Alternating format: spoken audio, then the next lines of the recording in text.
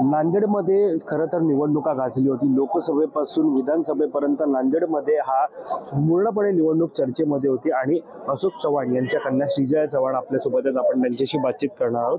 विधान भवनामध्ये आणि विधानसभेमध्ये पहिल्यांदाच तुम्ही जात आहात, काय सांगाल? एकंदरीत दडपण आहे?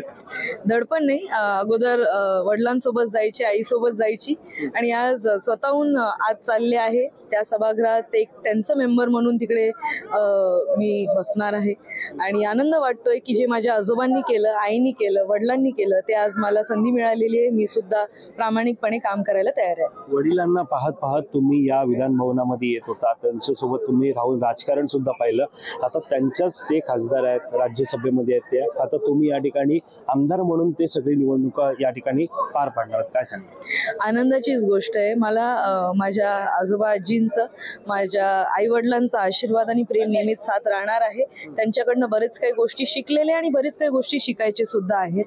तर ते नेहमीच माझ्या सोबत राहतील आणि चांगलं काम करायला मी कधी घाबरणार नाही. तर अशोक चव्हाण हे काँग्रेसकडून राज्याचे माजी मुख्यमंत्री झालेले, काँग्रेसचा ज्येष्ठ नेता, प्रमुख चेहरा म्हणून त्यांच्याकडे पाहिलं जात होतं. या निवडणुकीमध्ये निवडणूक लढत असताना कुठेतरी काँग्रेसकडून आणि दुसरीकडे आपण पाहतोय भाजपकडून असेल, एकंदरीत दबाव होता का कुठेतरी? कारण जे कार्यकर्ते होते त्यांचा विश्वास होता, तो विश्वास जिंकत इथपर्यंत येणं कसा काय प्रवास होता, काय सांग? जेव्हा मतदारसंघात फिरत होते तर मला असं कधी नवीन वाटलंच नाही. मी माझ्या एका कुटुंबाचा भागच होतं. माझ्या कुटुंबालाच भेटायला जायचे, तर मला असं काही नवीन वाटलं नाही. हो, आमच्या कार्यकर्त्यांची टीम भरपूर चांगली आहे. आम्ही मेहनत भरपूर चांगली घेतलेली आहे आणि त्याचा रिझल्ट आपण सगळ्यांनी पाहिलेला आहे. आज तुम्ही दाखल होणार आहात, पहिल्यांदा पाऊल ठेवणार विधानसभेमध्ये.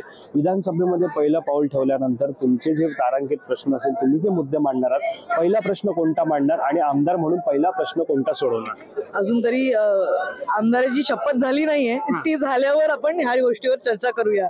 पण पहिल्या प्रश्नाला कोणता तुम्ही हात घालणार आहात, पहिला मुद्दा कोणता सोडवणार आहात मतदारसंघातला? मला असं वाटतं महिला असल्याने मला महिलांबद्दल काहीतरी एक प्रश्न उचलायला पाहिजे आणि युवक असल्यामुळे युवकांसाठी सुद्धा काहीतरी करायला पाहिजे. त्यामुळे ह्या दोन गोष्टीवर मी जास्तीत जास्त लक्ष ठेवेन. धन्यवाद आमच्याशी बातचीत केल्यासंदर्भात. तरी या होत्या श्रीजया चव्हाण. कॅमेरा पर्सन अवधेश कोरीसह, मी वैभव पाटील, मुंबई.